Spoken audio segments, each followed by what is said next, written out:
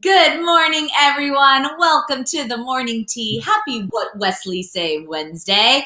I'm your girl, Alex Shipman, and joining me, of course, right now with a little background music is my co-host, Courtney Revolution. Hey, Courtney. Happy Friday, because it's on Friday. Good morning, everyone. I am a Courtney Revolution, and just like you heard our girl Alex Shipman say, welcome to What Wesley Say Wednesday. I'm doing good, Alex. How you doing this fine Wednesday before the thanks and the giving, girl? How you doing? I am doing well. You know, it's a great day because, like I said, it's our Friday. So it feels weird. Like, I don't know. Should I be having champagne? Should I be like, what?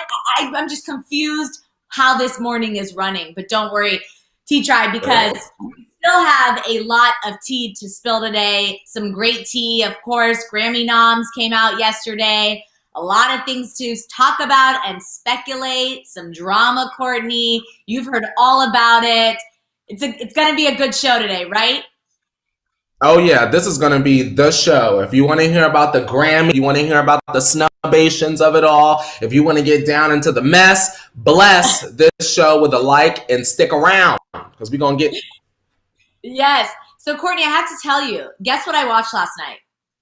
What you watch, girl? I watched the Shawn Mendes documentary.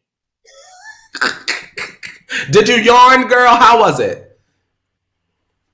So, I'll be honest. I still love the man. I know, but I wanted to learn about him. I wanted to learn more about his childhood and the background of his life, and I didn't get that in this documentary. I got a lot of performances.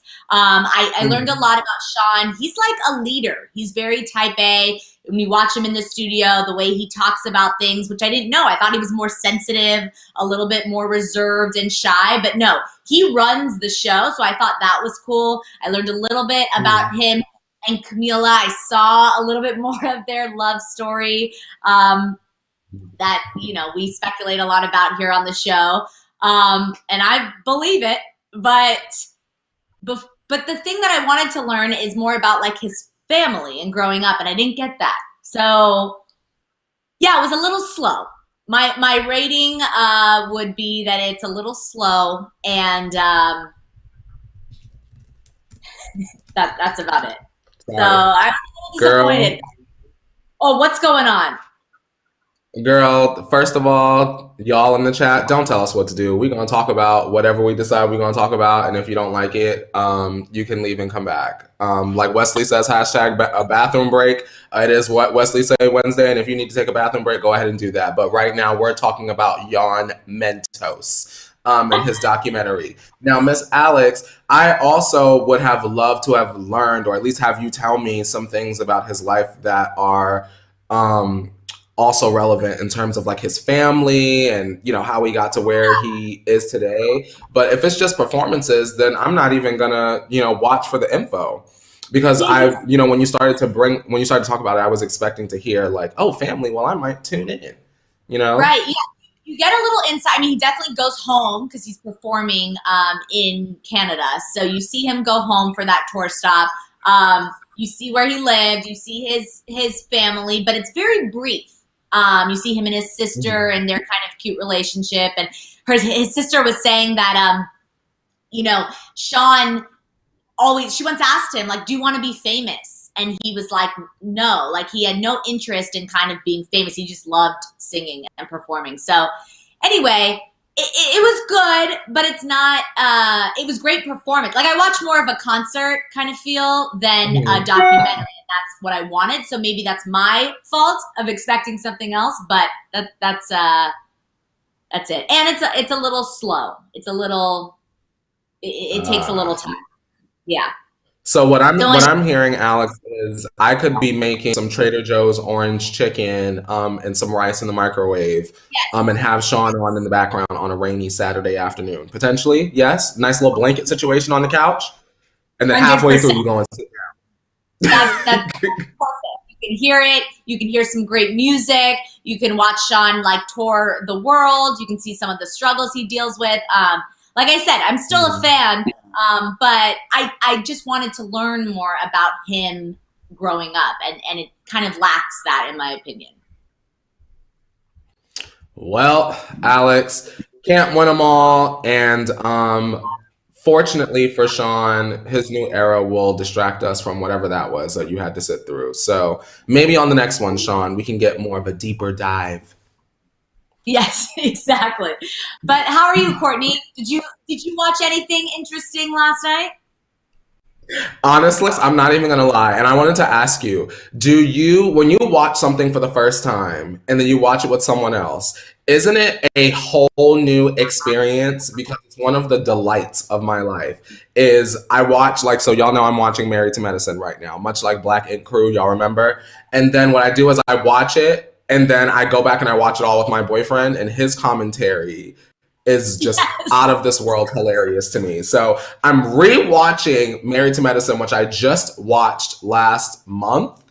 I'm like watching season 3 now, but on my own in a solo way. I'm on like season 6. So I'm like rewatching, and you get details that you might have missed on the first watch. So that's what I did. I hung out with my boyfriend. He got out of work early, and we watched Married to Medicine. Love it. Love it. That sounds like a perfect Tuesday. Amazing. And I still got to tune in for Married to Medicine. So now that I'm done with the documentary, I can move on. But T-Tribe, if you're just joining us, you let us know in the chat where you're watching the show from this morning. We have a lot to talk about, a lot of Grammy news. Let me just break down what we're spilling today, because we also have a new interview with Mariah Carey, and she's talking about another diva and recording a famous song that you guys will all know and kind of the process behind it. Wendy Williams made a huge announcement. Courtney, I know you're excited about this one. T-Tribe, this is pretty cool. We'll tell you about that. Dave Chappelle is taking a stand against the Chappelle Show and Netflix and kind of what went on there. This is intense. We'll tell you about that. More news from the Britney Spears case. We're still talking about her dad and all of that Free Britney movement. And then Elton John teams up with TikTok. This is pretty cool. Him and his foundation are doing something amazing. We'll tell you about that. We're also talking about the drama surrounding the Grammy nominations, as I mentioned earlier, and some possible new music from Bad Bunny. I don't know. He tweeted something yesterday. We're going to speculate about it. And then later on the show, we'll discuss Tristan's recent comments about his move to Boston, as well as Larsa Pippen spotted with a new man after just getting out of quarantine. So T-Tribe, you heard she was quarantining because she was exposed to COVID or had COVID, and now she just got out. And then finally, our OMT story of the day, we're talking about a medley of singers from Justin Bieber to Nicki Minaj, The Weeknd, speaking out against the Grammy Awards and the snubs they felt that happened this year. So much tea to spill before Thanksgiving. So let's do this. I am thankful for you, Courtney, and this tea. Are you ready to do this? You have your hot water. Yeah, girl. And I'm thankful for you, Alex Schiffman, because I can't drive the car. I ain't got no license. So you got to drive the car, girl, on the Thanksgiving trip. I love it. Okay, we got some tea. Right after this, I'm going to pause. You see that? Right after this, our tea, I'm going to pause, put you on pause, and I'm going to go into the weekend and come back on Monday. And until then, cheers. Cheers. Be back fresh as a daisy. Shout out to Goldilocks. She's saying, love you, Alex and Courtney. We love you as well and thankful for you. Thanks, and the T-Tribe. All right. Let's kick it off if you missed it. These are all the stories that you may have missed overnight. Don't worry, T-Tribe. We handle all the trending tea for you. First up, we're talking about Mariah Carey, who joined Naomi Campbell on her YouTube interview show No Filter with Naomi yesterday and spilled on some of her past famous friends. So speaking of Naomi Campbell, about her relationship with the late Whitney Houston, Mariah talked about how they worked together on the song When You Believe for the 1998 animated film The Prince of Egypt. Mariah said this, quote, "She and I had the best time. I love her spirit and her energy. It was just like people didn't expect us to get along, but they didn't know me. Anyone who knew us both was like, oh, they're going to totally get along." So, Courtney, T-Tribe, would you have thought that these two divas wouldn't have gotten along? And is it interesting that people tend to do this often? They put, two women, two divas up against each other and think that it's going to cause an issue. What do you think? Um, I don't know. Alex, I wonder why competition is so entertaining, but enjoyment almost like isn't. Like, right? Like, shouldn't we have just like at the time just been excited that Mariah Carey and Whitney Houston worked together instead of like, ooh, are they really gonna get along? It's like Brandy and Monica with the boys Right. like come together and it's like competition. I want going forward, in decades to come, that there's less of that, especially between women, because it's always the women. Of course, we have male artists and entertainment that go head to head, but it's really about the women. And I want there, as we proceed, to be less of that, more unity, so we can get the hits, girl, because we're the winners here, the fans. Yeah, it's interesting because, when it comes to Whitney, there's always been really sweet stories, times of people saying that she's very kind and they really enjoyed their experience here. Unfortunately, there's been a little bit of criticism towards Mariah, but of course they're divas and that's why we love Mariah. So it's not surprising that, this would kind of happen or people would guess that, but also two women can be successful and still be amazing. Like, there's enough room in this world for everyone. So I'm happy to hear that they had a positive experience because I love that song and I love that movie. And that's it. So, T-Tribe, what do you think? Do you think that, this makes sense, or do you think that they would have had a little bit more conflict? Let us know in the chat. And while you're doing that, speaking of conflict and a woman who loves a little drums and conflict, Wendy Williams had a big announcement to make during her show yesterday. And speaking to her audience on Tuesday, Wendy revealed that on January 30th, she will be premiering a new Lifetime biopic of her life. So the film is yet to be titled, but already has the Oval's Sierra Payton attached, playing Wendy herself. I just love that photo. I can't. I have to laugh. And P-Valley star Morocco Omari playing Wendy's ex-husband, Kevin Hunter. So, Courtney, T-Tribe, what are you excited to see in this movie? And are there any moments from Wendy's life that you especially need in this film? First of all, I want to say shout out to the Oval, because I know that y'all don't watch the Oval. A lot of y'all probably watching this, and y'all need to get the BET Plus app and watch the Oval. Even if you're not a fan of Tyler Perry stuff, you need to watch the Oval because it's that good. Second thing I want to say that has nothing to do with anything is that picture, Alex. I love it because that was when Wendy got her star. Alex, the day that happened, when I tell you I did the tea and sprinted out of the office and hopped in an Uber so that I could be there, I'm like right off to the side, girl. I'm like right off to the side, like doing the most. Like, yes, Wendy! Okay, now let's answer Alex's question. So, what I want to see from the Wendy Williams movie is, girl, I want to see the alleged drug abuse. I want to see that, and I want to see the hardcore stuff. I want to see Wendy Williams almost getting jumped. And also what's most important to me is I want to see how well they recreate that infamous Whitney Houston radio interview, because Whitney, girl, he wore that wig out, girl. And so I want to see if Wendy will be true to that experience and show the audience what really happened. Yeah, I all of that and more I want to see. I just got to tell you, T-Tribe, Courtney, this is my birthday. So this is an early birthday present for me. When her biopic will be premiering. I'm a huge Lifetime, Hallmark Channel, all of those corny movies I absolutely love. But this one, won't be corny because it's about our girl Wendy. I'm super excited for this. And I know I have my birthday plans ready, set, go.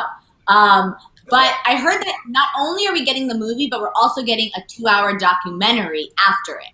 So we're getting 2 pieces of content from Wendy. So that's super exciting.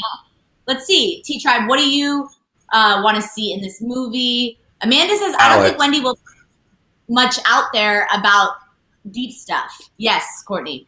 I think that Wendy will, and the reason why, Amanda, I think that Wendy will is because if you watch the Wendy Williams show, whenever she reviews a biopic, she's always really critical about the content. So I do think that she's gonna put a lot of the sticky, hairier stuff in there. I do want to laugh about Trusha. Trusha is saying, "Why the hell are you interested in someone's personal life?" Now, Trusha, I don't know you, but you do realize that you clicked on a talk show where people are talking about other people's personal lives, and also you must have been interested because you clicked on the video. So, I mean, you should ask yourself that question.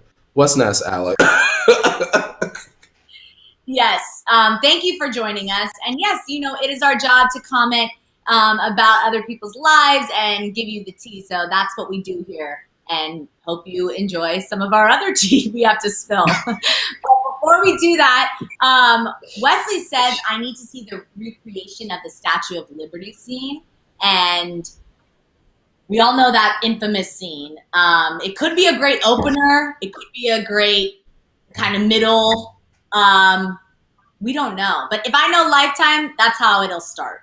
Oh yeah. That's obviously a very scary moment for Wendy. We saw it all over the headlines and news. So yeah, excited. Shout out to Antonia. She says, hello, Courtney and Alex and T-Tribers. Lunchtime in Trinidad and Tobago. I'm having jerk pork, red beans, mashed potatoes, and garden salad. Ooh, sounds like a buffet to me. And shout out to Tori. She says, Alex, love the red lip and bright smile. Courtney, love your energy. Thankful for you both on this Wesley Wednesday. Aw, thank you, Tori. Thank you. Appreciate it. All right, so let's get into some other content from our favorite celebs. This one's a little, we got some problems here because Dave Chappelle is taking a stand against the rights holders to the Chappelle Show, Viacom Inc. in a new stand-up set. So posting the bit to his Instagram page, Chappelle speaks to the audience for almost 20 minutes about how artist contracts are predatory in this entertainment industry and how his contract with Comedy Central really did him over. So Chappelle's history with his contract is long and well documented, but the new information that he drops in this special speaks to the conversation that has been picking up steam recently regarding artists' rights to their work. Sound familiar, Courtney? At one point in the set, Chappelle talks about how he found out that HBO Max and Netflix, who he currently works with, were streaming Chappelle's show. So Dave took issue with this since he receives no residuals for the streaming and asked Netflix to take the show off of their platform because of how uncomfortable he was with it. Being a good partner, Netflix actually agreed and took it down. So this is a win-win for everyone. Well, not really Netflix, but at least Dave is getting a win. At the end of the set, Chappelle implores the audience to boycott Chappelle's show until Viacom agrees to renegotiate how the rights to the program are set up. So what do you think of this whole news, Chappelle's argument regarding artists' rights and how Netflix worked with him on this issue? This is like, well, rather, it reminded me of the Taylor Swift situation with her masters. I feel like Dave Chappelle, whether you know of him or really are familiar with his work or not, he really is sort of an icon, especially in the Black community. I feel like pay that man. Also, Alex, this also kind of reminds me of kind of that similar situation with Monique. And I kind of wonder why Monique, as a woman, a Black woman at that, was sort of like dragged. Remember, they were dragging Monique, and people are standing up for Dave Chappelle. Did Monique have to get hit by that bus in order for these kinds of changes after to be made? Shout out to Netflix for taking it down because it is still up on HBO Max. But I wonder if Monique and saying what she said sort of helped this situation come to the resolution that it did. What do you think? That's a very good point. I definitely think it should have influence on it. I also think this really reminds me of kind of what's going on with Taylor as well. You know, she's taking a stand for the music industry. He's taking a stand for kind of comedians and TV. I mean, it's all entertainment at the end of the day. But I think that it's important to shed light on issues that affect people and their work and their life at the end of the day. So, you know, the Chappelle Show was a hit for Comedy Central. It was a hit for Viacom. The man deserves to get paid and figure out a new contract, because at the end of the day, it benefits, it should benefit everyone involved. And that's what I say about Yes. that. Hmm. So speaking of everyone involved, listen to this. Of course, some more difficult news. We're still talking about the Free Britney movement.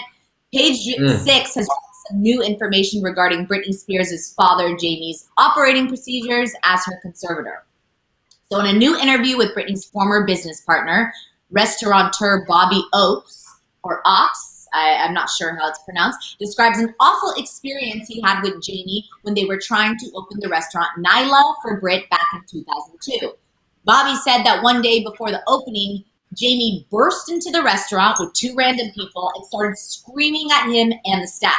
He continued saying, quote, he appeared to be either hungover or high because he was literally bouncing off the walls. In front of my managers and chefs, he announced that the young man and woman he was with would be hired as managers for Britney's restaurant.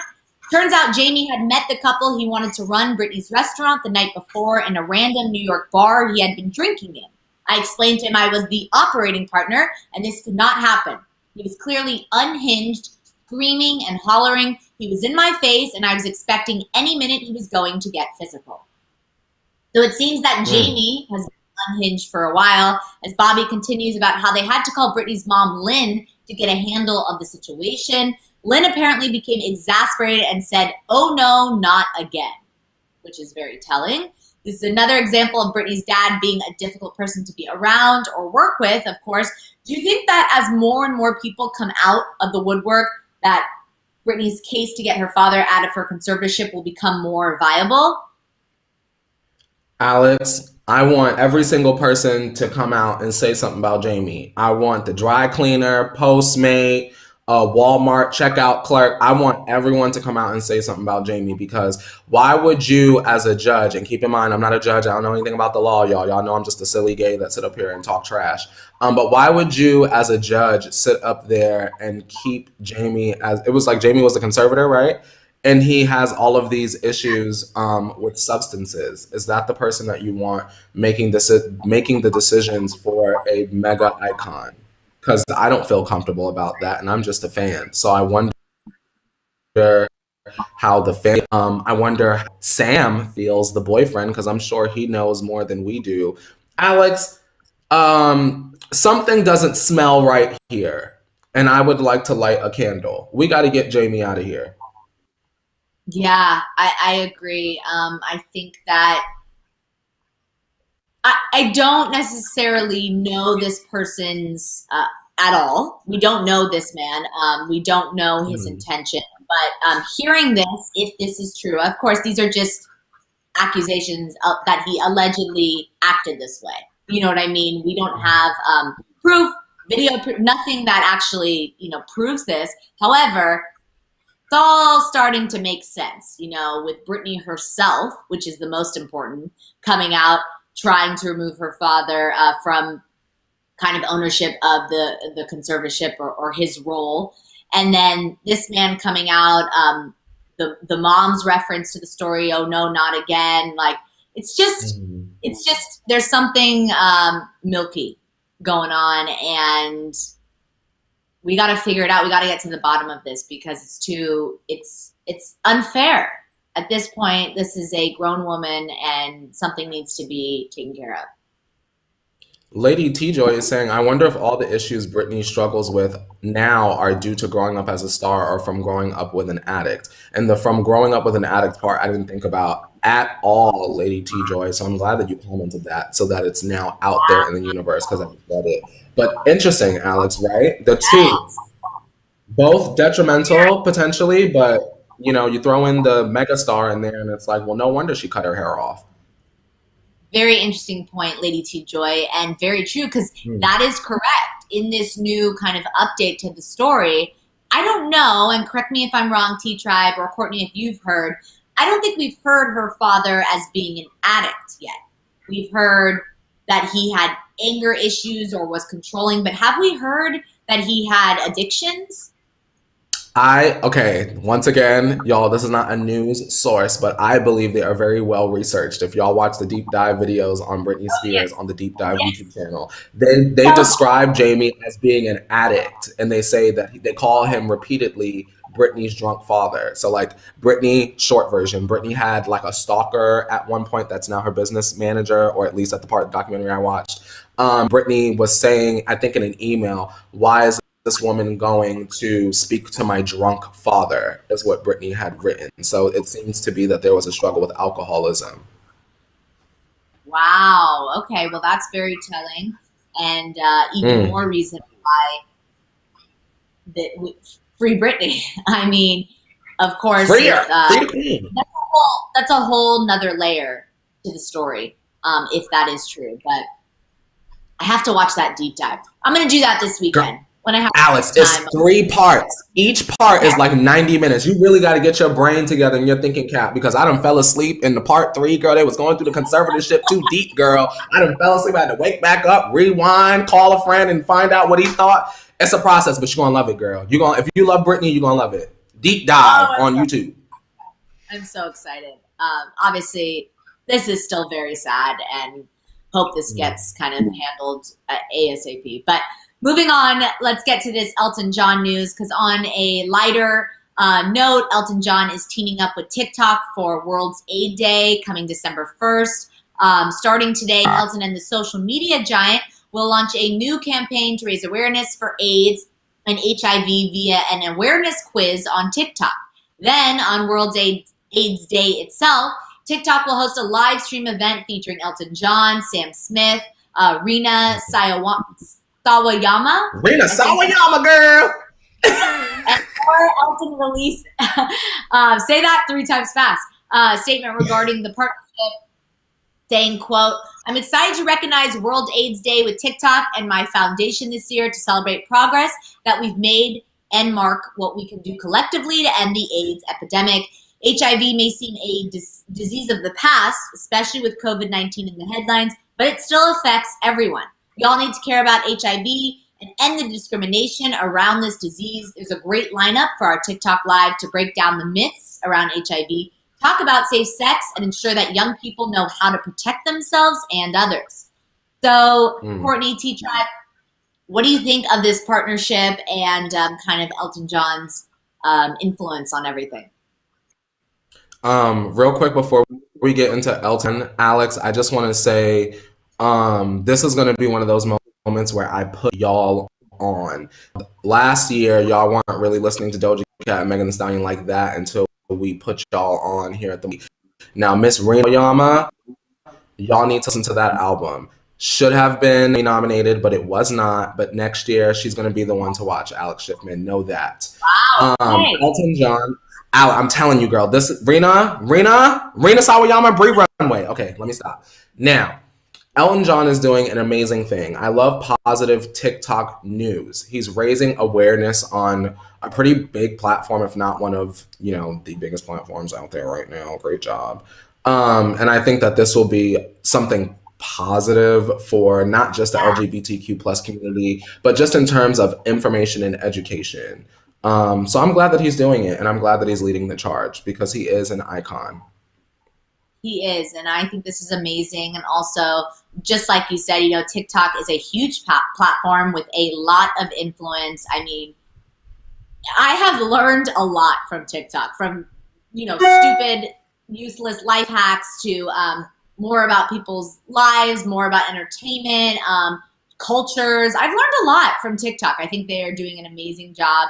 I should be paid by them because, or sponsored, because I talk about them so much.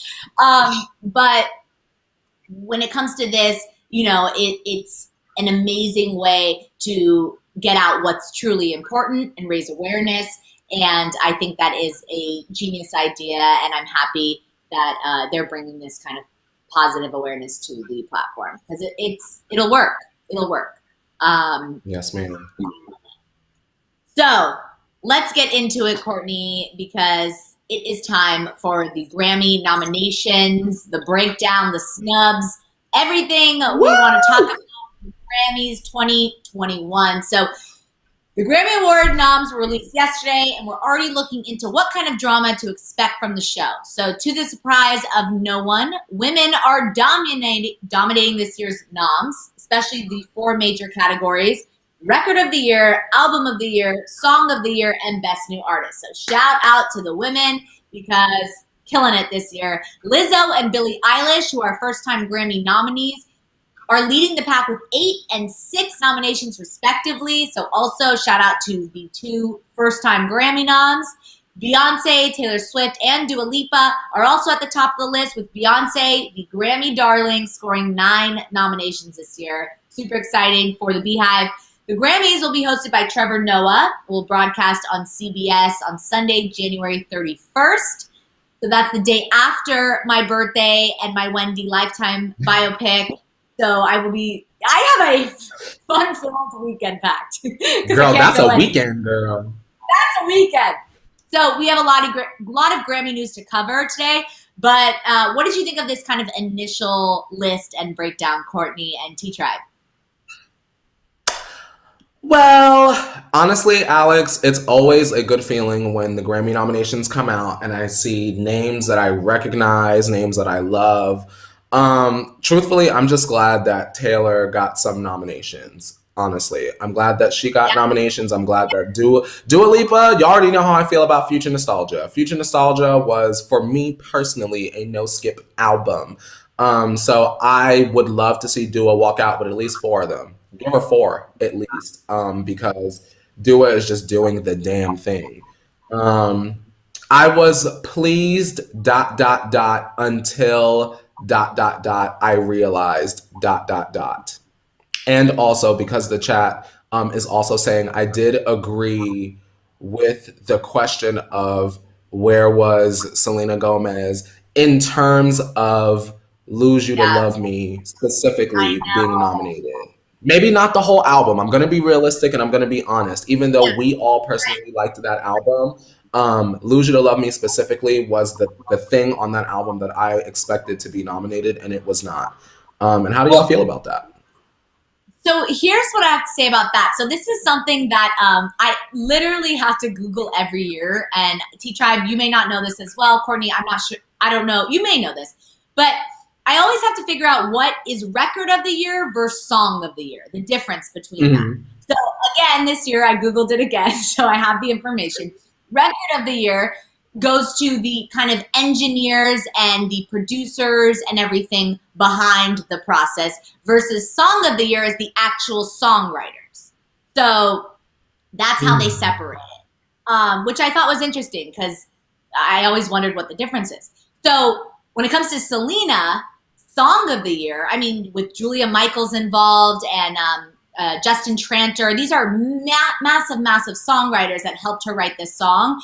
And that song was a hit. That song was powerful. It was emotional. There's a whole story behind it. It is interesting that they didn't kind of recognize it, and a lot of others that we'll get to in a second. But I agree. I that makes me a little sad because I really connected to Lose You to Love Me. I thought it was a great record. Like, no matter how you feel about Selena's singing ability or what, I thought that on an emotional level was it. Top tier piece of music, in my opinion.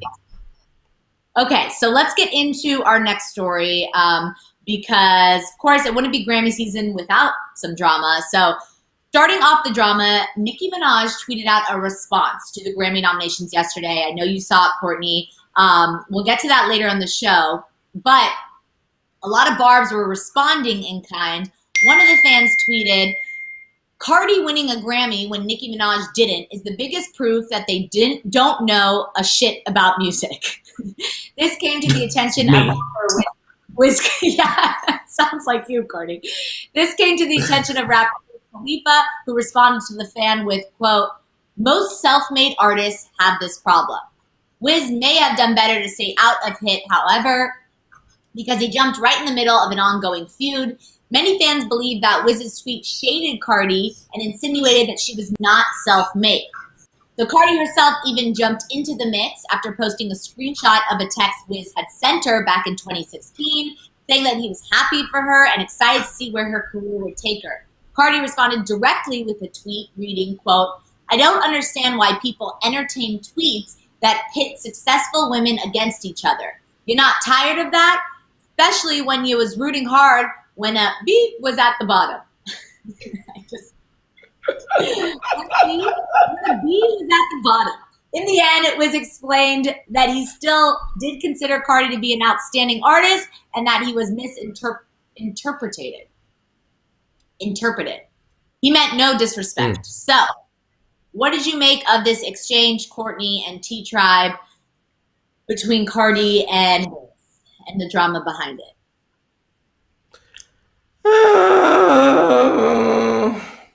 Here's the thing. Just because Wiz Khalifa said, or maybe he alluded to the fact that maybe he feels like Cardi isn't self-made, doesn't mean that he can't root for her years prior. You get what I'm saying? We know for a fact that Cardi had a huge machine behind her, and there's nothing wrong with that. We know lots of artists, both rappers and pop, that have big machines behind them that push them and start campaigns for number ones, etc., etc. And that's just the truth of the matter. I do agree, Alex, with the fact that Wiz didn't have to respond to that tweet at all, but I also think that he probably didn't think that it would cause so much of a stir. And of course, once the Barty gang gets a hold of something and they're all in the replies, like repeatedly tagging Cardi, we know that she's going to respond. So, you know, in my opinion, a lot of it is just the fans. Because if the fans weren't bringing artists' attention to mess, then they wouldn't feel inclined to respond. So, meh. Yeah, I agree. I think it got a little blown out of proportion because I think Wiz was really focusing on on the Nicki part of it. Do you know what I mean? Like it wasn't necessarily about Cardi. What surprised me the most is Cardi's kind of response to it because it's, you know, Cardi and her clapbacks is something that, you know, she's very brave when it comes to that, and she says exactly how she feels. So I kind of appreciate the fact that she threw in there pitting successful women against each other. That was kind of like a kind nod to Nicki, and I appreciated that whatever, you know, beef goes on between the fans and them is kind of shut it down in a way. So I appreciate that. What do you think about that, Courtney?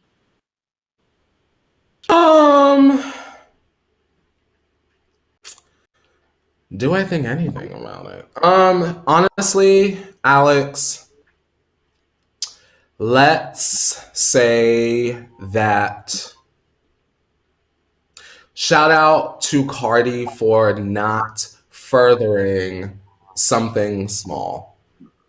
Yeah. Because she could have made a bigger mess. Now, I will say that I did note, because I know that some of y'all will be like, well, wait. I did note that Cardi's sister said something on Instagram, but it was like directly shading Nicki and her comment about Bon Iver, which didn't have any correlation to the Wiz comment. So I just want to make sure that everyone knows that Nicki directly was not involved in this. Like, she didn't say anything to Wiz or Cardi, but even though Cardi's sister is like saying something about Nicki. Like I said, I'm just glad that this is something that didn't snowball into something massive and extra, because it really wasn't that big of a deal to me. Right. Yeah. All right. Well, something that is a big deal is this next news. Because if you're a Bad Bunny fan, you may have really enjoyed his tweet last night because Bad Bunny may have given something to get excited about. Posting to his Twitter, Bad Bunny gave fans a cryptic look into what may be some new music coming their way. He tweeted Temazo, which Temazo translates to hit. And he tweeted that 16 times. Well, he wrote it 16 times in one tweet, which many fans are speculating could be referring to a track list. Could Bad Bunny be preparing to release another album in 2020? He pulled a similar stunt earlier this year for his album YHLQMDLG. You know what that stands for? Because that is the title of his last album, which I didn't even know. The rapper is currently recovering from a positive COVID-19 diagnosis. Scary, that caused him to miss his AMA performance, but with some time on his hands, we might get some new music. So it's good to see that he's in good spirits. He obviously must be feeling well enough to tweet something like that. So all of this is good news. Do you think we'll get an album by the end of the year, Courtney? And are you excited at the possibility in general? I definitely think it's possible that we could get a Bad Bunny album before the year is out. Am I excited about a Bad Bunny? No. I'm sure that I'll hear it nonstop when my boyfriend goes to take a shower and is listening to music. But other than that, I'm not going to purposely be like, you know what, Alex, I am cleaning some dishes. Let me put on the new Bad Bunny. But I know a lot of y'all love Bad Bunny. So this is an important story. Are y'all excited? Are y'all ready to hop into the bunny hole with Mr. Bad? Yeah, I'm very interested in Bad Bunny now. After that first, I think it was the digital cover. But is your boyfriend a huge Bad Bunny fan, Courtney? He actually is. My boyfriend's Hispanic. So yeah, he loves a good Bad Bunny moment. You know, I hear the beats coming from the bathroom when I'm in the bedroom trying to have a pop girl moment. So he loves Bad Bunny. I'll tell him probably when he gets out of work, like, Bad Bunny's coming. I always do that. I'll be like, ooh. Last night we watched the Wendy show, and Wendy was doing her thing about the movie or whatever, and I was like, babe, Wendy's coming. She's coming. So Bad Bunny's coming. Y'all are excited. Yeah, exciting for him.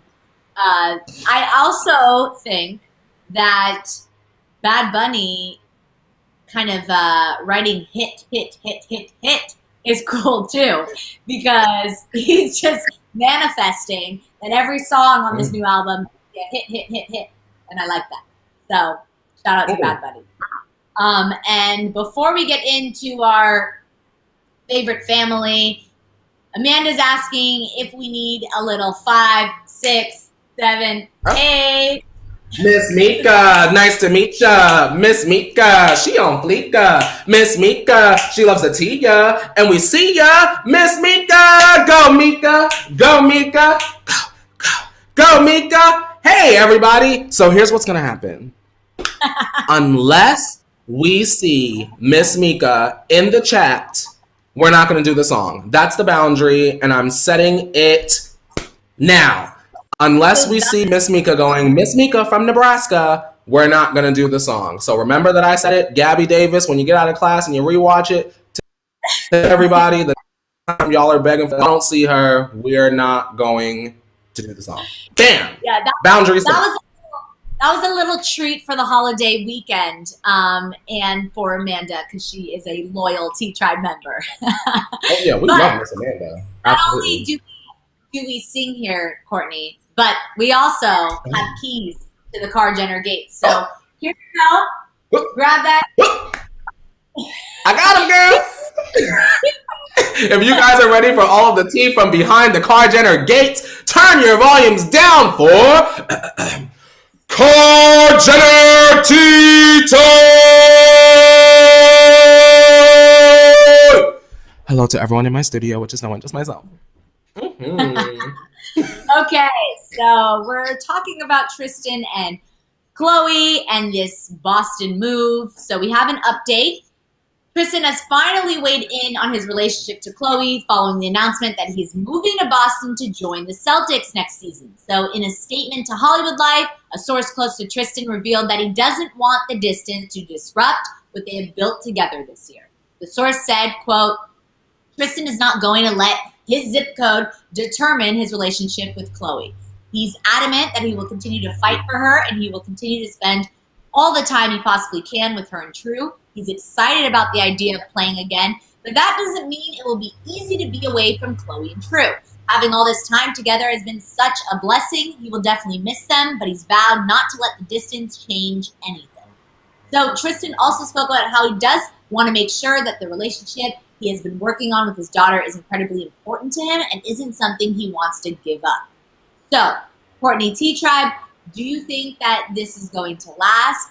And do you believe Tristan's statement or a source? No and no. I believe Yeah. anything Tristan says, Alex Schiffman. I think he's a liar. I don't think that this is the happy ending that Chloe is looking for just yet. I think we're gonna find out that Tristan is cheating, girl, with a young hot tenderoni, and then hopefully we'll toss him in the dumpster and get True a new papa. That's how I feel. How do you feel, and how do you feel, T Tribe? I think that, obviously, whether fans want to accept it or not, they are together. And I think that Tristan is truly putting effort in and energy into bringing the family back to his good graces. So I think he will try. I think he will try. Unfortunately, I don't know if he's capable of that. I want him to be, because I love Chloe and I want her to have a happy ending. But I believe that he'll try, like I said, because to put all that energy in and time. Remember, at the end of the day, this man is competitive. He is an athlete. He is an NBA. Like, he wants to win. And if he feels that a bunch of people don't like him or don't value him or think of it that way. Do you know what I'm saying? He has the mentality of an athlete. And so right now, Chloe and True are his prize. And he will work at it. But like I said, I don't know if he's capable, as we know, of infidelity. And it may, unfortunately, come around again. I don't wish that, but is what it is. You know what I wonder? Where is Jordan Craig? Because Jordan Craig has Tristan's other son. And I'm curious to know how often Tristan is able to visit, communicate, talk to, what have you. And I wonder how this move to Boston is going to affect his relationship with Jordan Craig as well. Because she's a mother too, And that's rather far. Can she hop on a private flight and just fly over to the big boss and see Big Tris? Yeah, I think that Jules in the chat is saying energy and time. I'm referring to his energy and time towards the family, like winning the family over, not Chloe and True, because he still has to work at that. I'm talking about being present, trying to kind of, like I said, get back in the good graces of everyone. But he's not done. I mean, as Chloe said, she's still letting her guard down. He still has to work for it. And if he wants it, he's got to prove it. Actions speak louder than words. And like you said earlier, before we went live, time will tell with this man. Time will tell. We'll see, girl. Because we're going to be watching for the mess. Exactly. All right. Well, speaking of more mess, but I guess it's a good little thing to be messing with. Horrible segue. Larsa Pippen has been spotted in a mall in Miami with a new man. Yeah, a good mess. The unidentified stranger was seen shopping with Larsa at Macy's and seems to be pretty, chummy with the Kar Jenner's recent exile. Larsa herself is just now recovering from a COVID diagnosis, going to the mall only days after her 14-day quarantine would have ended. So, what do you make of this news? And do you think Larsa should really be out and about in public right now? I will say she did, according to this story, go through the full quarantine, so she should be safe. But still, of course, we all have to be careful. What do you think about this news, Courtney? I mean, if you quarantine, you get tested, you should be fine.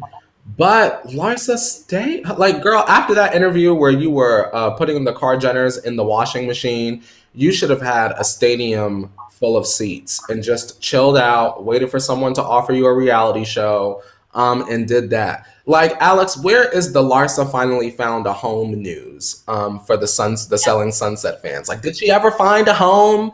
We don't know, Alex. I don't care about Larsa let me choose the right word. I don't care about Larsa picking up another man out of the game. You know, this is not surprising. She's gonna do what she do.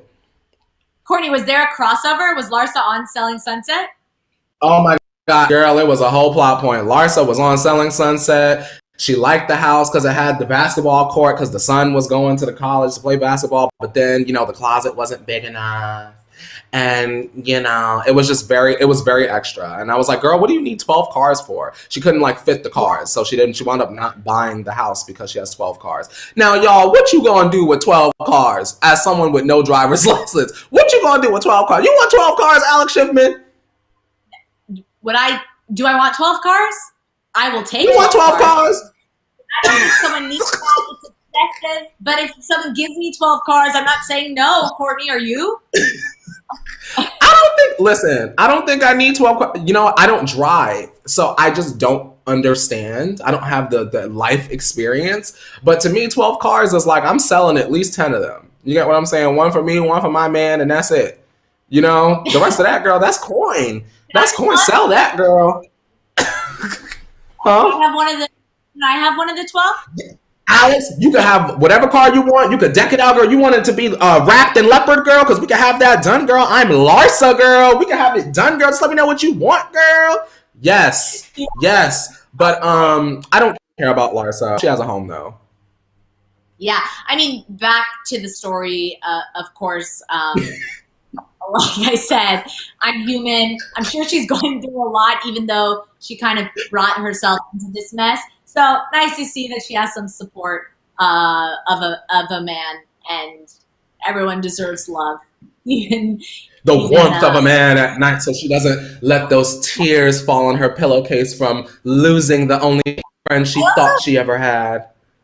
I also want to know who he is. You know what I mean? Let's figure out, T-Tribe, if you've done some digging, put your investigative reporter hat on and let me know if you know who this man is. I'm interested. Athlete or rapper, girl. You know he an athlete or rapper, girl. Yes. All right. Let's get into our OMT story of the day. We're still talking about the Grammys, but the most important snubs of the Grammys. So let's dive into it.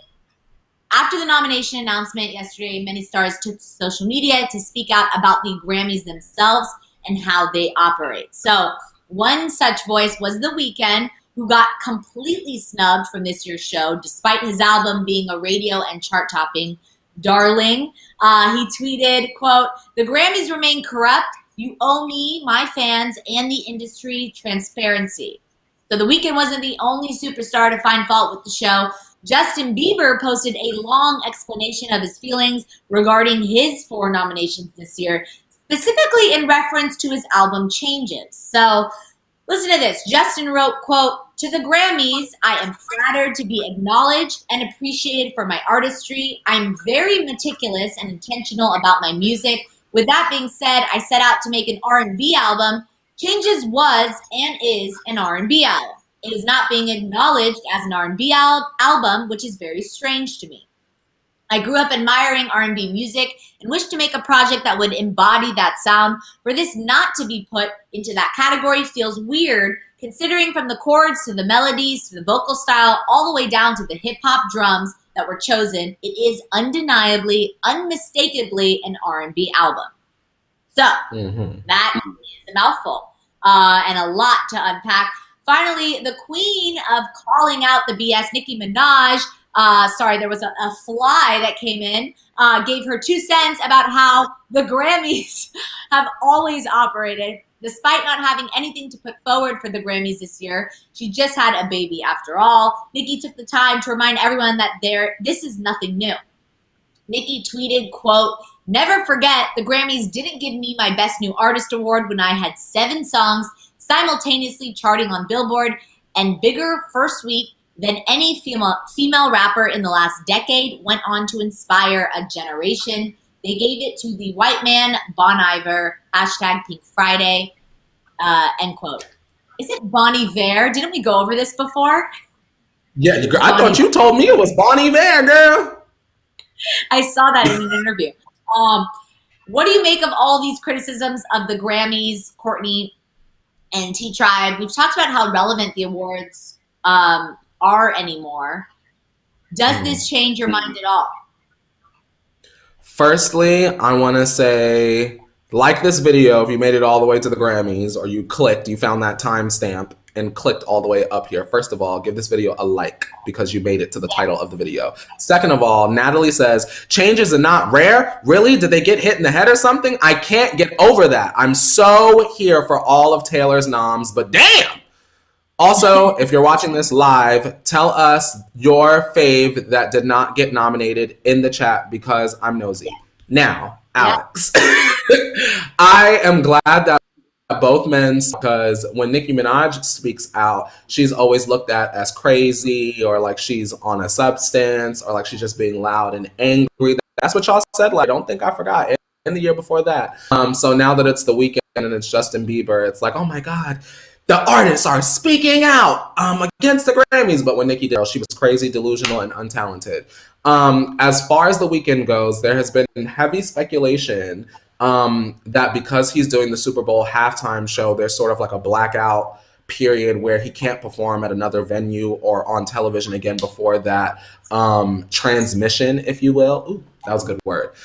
So maybe that played into why he wasn't nominated, because if he can't perform at the Grammys and bring in the viewers, why would we award him? From the Grammy standpoint, should be about the music, but girl, that's a different conversation. When it comes to Justin Bieber and the Motorola Ringtones album Changes, the album was not R&B. Justin said, look, I have told y'all that it was R&B. I sang about my wife for like 12, 13 tracks. Y'all are going to give my R&B Grammy. And the Grammy said, girl, these eardrums are hearing something different. Perhaps a tone from 1997. Perhaps something that came out of a beeper once upon a time ago. And that is why you are not nominated in the R&B categories. Frankly, Alex, Justin should just be excited to be nominated at all, because Changes was what we call mid. Very, very mid and low tier quality. So honestly, Lose You to Love Me should have gotten a nomination and Chromatica should have gotten more. Those are my opinions. How you feel? I'm sorry. Motorola Ringtones album, like I just can't. I just can't today with that. Thank you for that. But get serious about this. Of course, I understand their frustrations. The Weeknd and Nicki Minaj, I hear them, and I agree. What I don't necessarily agree with is the way Justin kind of handled this, because, like you said, he did get 4 nominations. Justin is a pop artist, and so when it comes to the Grammys, as we've learned, it's very political. It's very kind of structured. It's very kind of, they draw in the lines, so to speak. So if Justin is a pop artist, even though he decided to create an R&B album, I think it takes a lot to kind of jump over to that category. I think they look at more of strictly R&B artists. So I also think that maybe if I think his point is valid, and if this was his true inspiration when he talks about, that the project embodied that sound, and, there were, melodies and vocal styles and things and drums that he chose to kind of create an R&B album. That's all cool and good. I would have maybe held that into his acceptance speech to speak on that. I think that at this point, like the 2 others we mentioned, The Weeknd and Nicki, weren't even nominated. So, Justin, you are recognized, and unfortunately, he's upset with the way they recognized him. But I think he should have waited until the Grammys. Can I say one more thing, Alex? I know we're over the time, but I just really need to say this because they're saying good stuff in the chat, and I just want to make sure it's out there. Okay, real quick. Kayla is saying his team submitted to the pop category, so he should be talking to his team. Kayla, absolutely. Scooter and the team probably submitted Changes for any and all categories. And the other thing I want to say, Alex, is Mary in the chat. Mary, chef's kiss, because you hit it on the head. She's saying Jones was an R&B album. Alex, yes. Journals was an R&B album, and the other example I want to use is Taylor Swift's self-titled album, Taylor Swift, in 1989. Two drastically different albums. One would be nominated for country, one would be nominated for pop. Changes is not a drastic turn away from what Justin was doing prior, and that is why it was not nominated for R&B. That's my final thought, Jerry Springer. Sorry. Yeah. Cecilia says, why is he so stuck on the R&B thing? Weird. I agree with that. I don't necessarily know why he is stuck on that. Like we said, there's a lot going on in this world. Just, be grateful for being nominated. But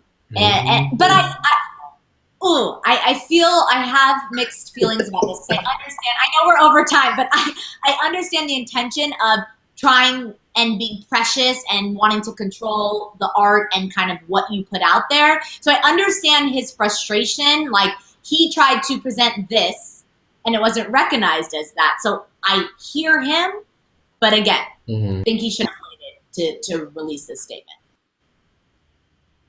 There it is. After. All right.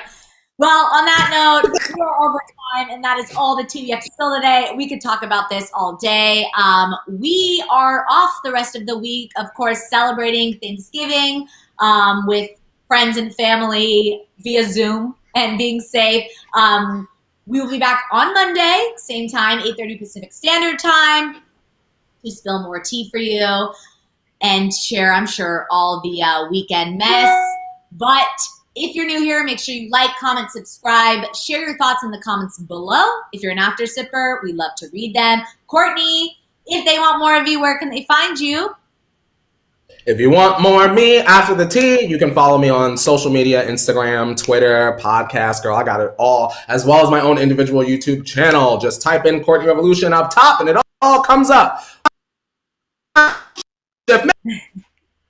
You can find me on all social media platforms at Alex Schiffman, just like my name. And hope everyone has a great Thanksgiving. Of course, we are thankful for the Tea Tribe and love you all. Mwah, and we'll see you Monday. Take it away. Alrighty. We'll see you Monday, 8:30 a.m. Pacific Standard Time. And now it's time to wash your hands, Leo. You better wash your hands. It's in demand. You better wash your hands. Wash your hands.